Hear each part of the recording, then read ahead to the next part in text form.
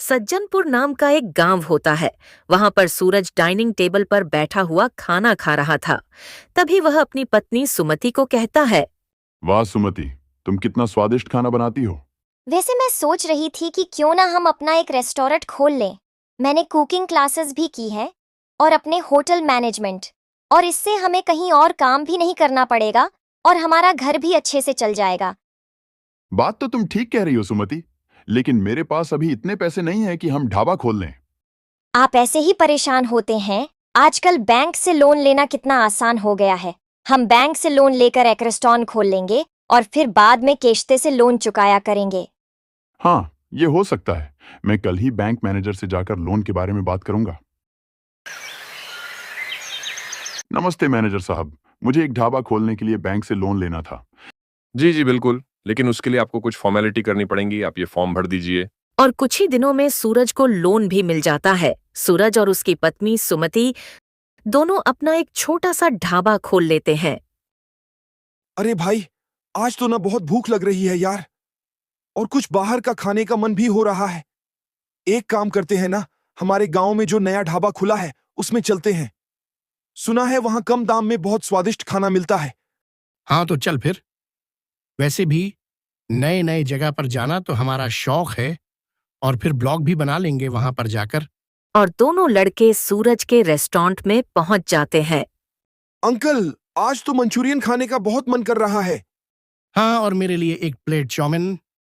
सूरज जल्दी से जाकर ऑर्डर अपनी पत्नी को दे देता है और थोड़ी देर में खाना उनके टेबल पर लाकर रख देता है।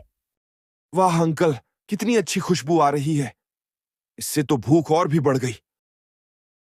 और फिर अपने फोन को निकालकर फोटो खींच लेता है। दोनों लड़कों की बात सुनकर सूरज खुश हो जाता है। सुमति, तुम्हारे हाथ का खाना लोगों को बहुत पसंद आ रहा है। चलो अच्छा है, हमारा रेस्टोरेंट जल्दी जल्दी चलने लगे। फिर हमें बेक की किस्त भी तो भरनी है। तभी रात को घर जाकर सूरज दौड़ा हुआ घर में आता है। सुमति, सुमति, ये देखो, वो जो लड़के आज रेस्टोरेंट में आए थे ना, जिन्होंने चाउमीन और मंचूरियन मंगा था। देखो, उन्होंने हमारे रेस्टोरेंट का ब्लॉग बनाया भी, और उस पर बहुत अच्छे अच्छे कमेंट भी आए हैं। देखो देखो। वाह, ये तो बहुत अच्छी बात है। इससे तो हमारे रेस्टोरेंट की पब्लिसिटी भी अच्छी हो जाएगी। और ये देखो, उन्होंने हमारे रेस्टोरेंट को 5 स्टार रेटिंग भी दी है। सूरज, हमें बैंक की इस महीने की किस्त देनी थी ना। तुम कल ही जाकर किस्त दे आना।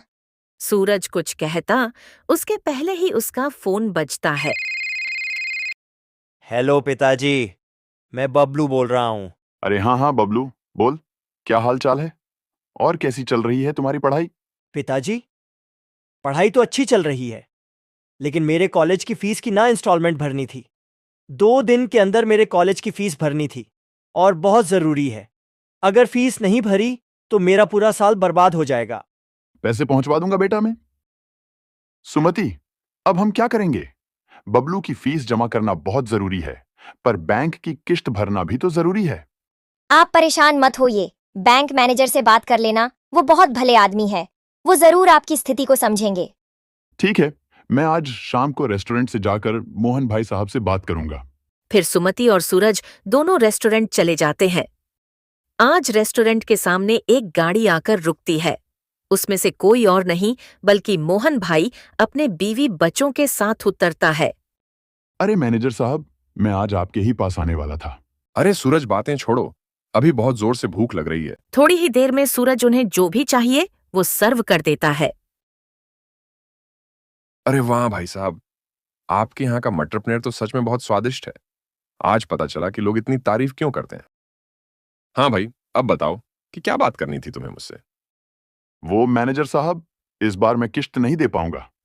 वो क्या है ना, मैंने पैसे तो जमा कर दिए थे, लेकिन मेरे बेटे बबलू की कॉलेज की फीस जमा करना बहुत जरूरी था, नहीं तो उसका पूरा साल बर्बाद हो जाता। इसलिए वो पैसे मैंने उसे दे दिए।